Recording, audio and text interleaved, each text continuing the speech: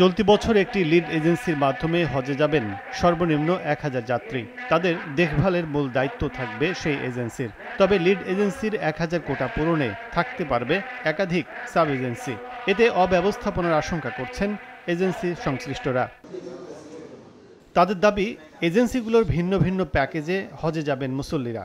এর ফলে তাদের থাকা খাওয়া সহ সার্বিক সেবা সমন্বয় করাই বড় চ্যালেঞ্জ জানিয়ে জবাবদিহিমূলক নির্দেশনার দাবি সেবাদাতা প্রতিষ্ঠানগুলোর। আমার 1000 কোটা ফিল আপ করতে গিয়ে আমি দেখা গেছে আমি লিড হব, সেই কারণে আপনি কোন ধরনের এজেন্সি সেটা আমি দেখি নাই। আমি দেখছি আপনার কোয়ান্টিটি কত আছে, আপনার কোয়ালিটিটা আমি যাচাই করি নাই। সিন্ডিকেটের মাধ্যমে করলে একসময় এই হজটা মনোপলি হয়ে যাবে। আমরা একভাবে কমিট করা হাজিদের সঙ্গে, হয়তো আরেক এজেন্সি আরেকভাবে কমিট করা, তো সবাই যখন একসঙ্গে হয়ে যাচ্ছে সার্ভিসের একটা বড় রকমের ধাক্কা আমাদেরকে পেতে হবে। যদি একটা গাইডলাইন থাকতো আমাদের, তো এটা আমাদের জন্য ভালো হতো।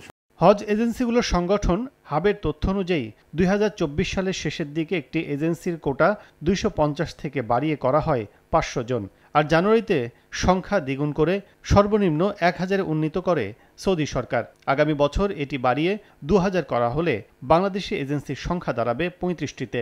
এজেন্সির সংখ্যা কমে আসায় হজ ও বিমান ভাড়ায় যোগ সাজসের সংখ্যাও দেখছেন সংশ্লিষ্টরা। লিড এজেন্সি ধরুন এই বছর 70টা হয়েছে, আগামী বছর ধরুন 35টা হবে 2000 হলে। তো 35টা এজেন্সি যখন আপনার কাজ করবে তখন তো এখানে হজ এজেন্সি অ্যাসোসিয়েশনও থাকবে না, আর কোনো থাকবে না, এটা সিন্ডিকেট হয়ে যাবে। সুতরাং এটা যে কোনো মূল্যে 100 থেকে 300-র মধ্যে রাখতে হবে সরকারের নীতি অনুযায়ী। মন্ত্রণালয় বলছে, অধিক এজেন্সির ঝামেলা এড়াতেই সব দেশেই এজেন্সির সংখ্যা কমাতে এমন উদ্যোগ নিয়েছে সৌদি সরকার। তবে হাজিদের সেবা নিশ্চিতে সব এজেন্সি থাকবে জবাবদিহির আওতায়। এজেন্সিগুলো ক্যাটাগরি করেছি A, B, C, D, যাদের পারফরমেন্স একেবারেই অসহনীয় বা আমাদেরকে বিব্রত করে, আমরা তাদের বিরুদ্ধে according to law, according to provision আমরা তাদের বিরুদ্ধে ব্যবস্থা নেব। একাধিকবার সময় বাড়িয়েও 2025 সালে 1,27,198 জনের হজ নিবন্ধনের কোটা পূরণ করতে পারেনি বাংলাদেশ। এবছর হজে যাবেন 87,100 জন মুসল্লি।